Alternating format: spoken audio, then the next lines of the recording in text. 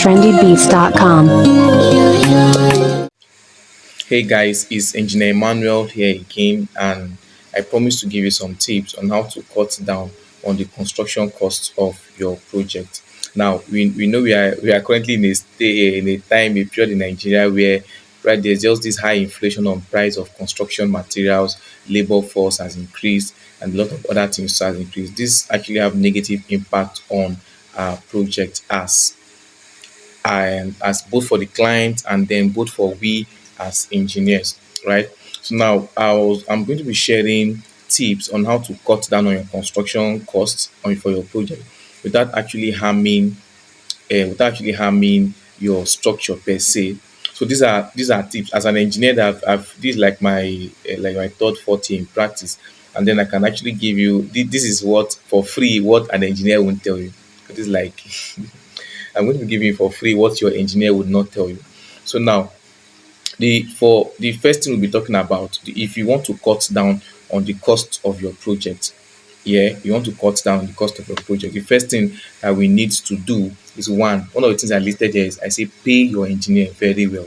It's actually very important that the engineer that actually dedicate his time, his effort and his knowledge and his skill set to actually get your job done needs to be well remunerated, like need to be well paid. Because the lopsidedness of their job or the sharpness of an engineer's job start coming in where as a client you feel you are playing smart for not paying your engineer well, you underpay him, and then he start looking for a way to cut down on your materials. Do you get now to the detriment of the client to cut down on your materials, and then which will now lead to quality reduction. But when this guy is well paid, he when you are well paid as an engineer, you discover that what he just wants to do, he wants to give you the best quality of job so far. So one of the things that have been causing more harm than good to the construction sector is the fact that engineers are underpaid, which is actually because it will make them start looking for money. You get to make them start looking for money, and then to not tamper with the integrity of your job. So where is the first tip? Pay your engineer well. The second tip is to get a professional engineer for your job. Very important. Avoid these newbies in the construction sector. Avoid interns. You see someone say, okay, yeah, my son, this guy just graduated from the university, just graduated, so I want to give me a four-bedroom flat to build. And then you feel you won't waste your materials. Do you get? But this guy is still yet to get a lot of things right in his head. He's still yet to understand concrete mix ratio properly. He's still yet to understand reinforcement and steel design, reinforced concrete design, a lot of other things properly. So now, even when and most times you see most of the people that do these designs for us are actually interns or young guys that are just coming, people that do your structural drawings, a lot of it are just young guys.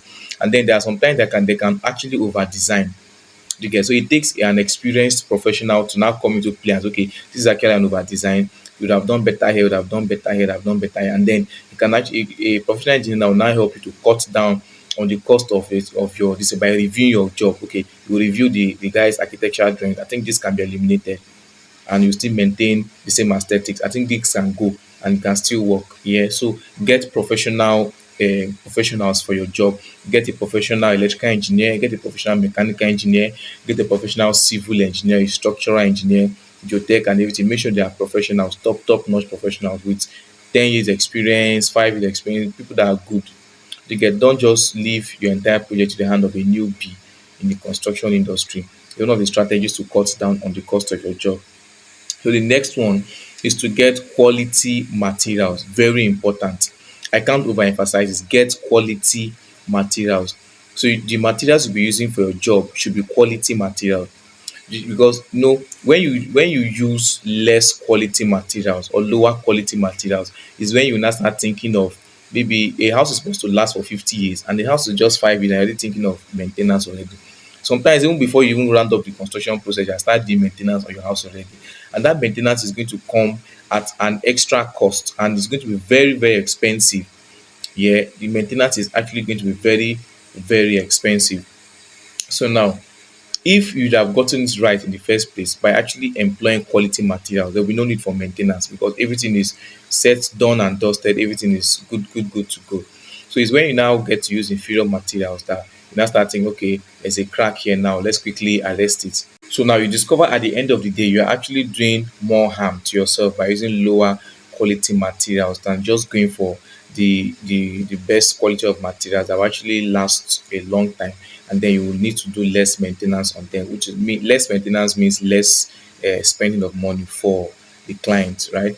So now the next thing we are going to be looking at for is give out your jobs as contracts.